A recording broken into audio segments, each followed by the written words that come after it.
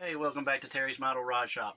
In this video, I'm going to do a quick tip about using future floor shine on these decals on this dashboard. I'm just going to seal them down with it just in case they didn't seal down good when I put them on, because they really didn't fit the hole.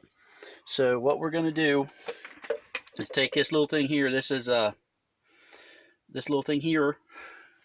This is a cup that tattooers use, and that's good for putting super glue in, or Molotow if you're going to brush paint it, or this instant, my trusty paintbrush, which has seen better days. I've had that paintbrush for 20 years probably, and you take care of it, they'll last forever.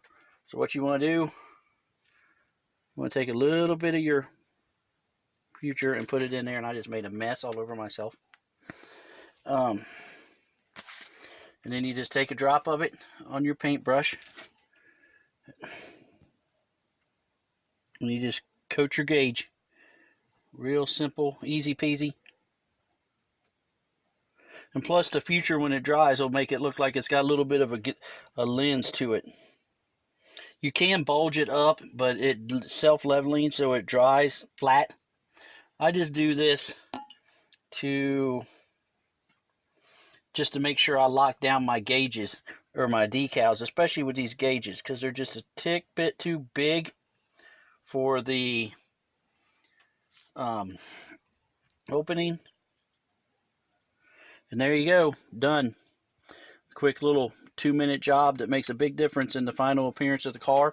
And then when you're done, you take Windex